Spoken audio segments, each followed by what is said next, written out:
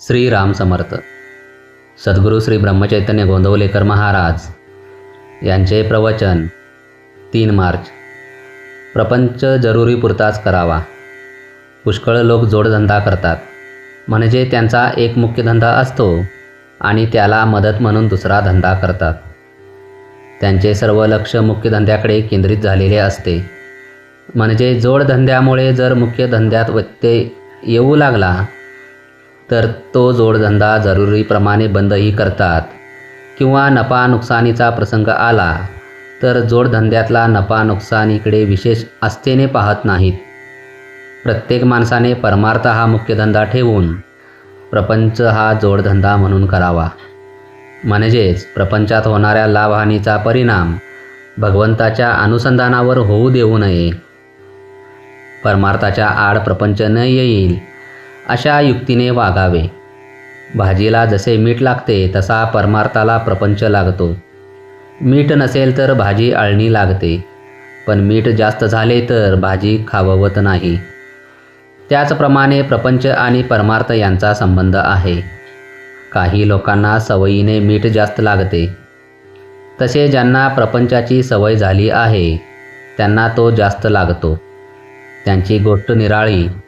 पण ज्यांना प्रपंच नवीन सुरू करायचा आहे त्यांनी तरी तो बेतानेच करावा. भगवंत डोळ्यापुढे ठेवून वागावे.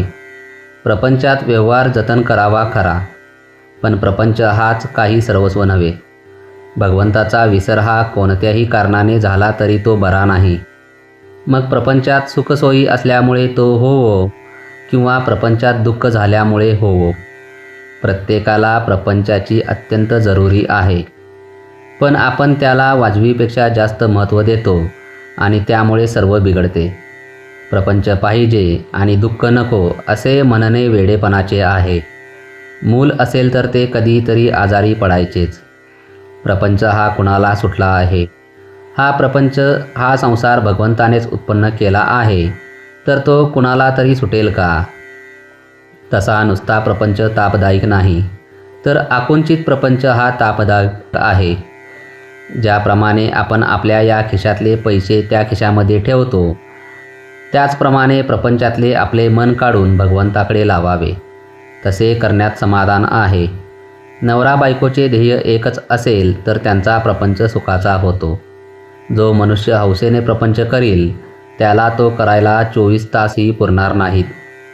पण जो जरुरी पुरता प्रपंच करील त्याला 3-4 तास पुरतील.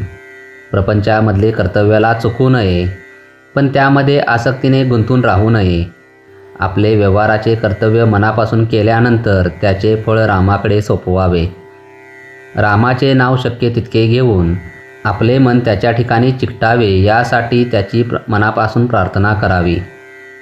जय जय रघुवीर समर्थ. प्रपंच हा मोडक्या वस्तू नीट करण्याचा कारखाना आहे. तिथे मोडक्या वस्तू जितक्या जास्त असतील तितकी शिकणाऱ्याला संधी जास्त असते. श्रीराम समर्थ.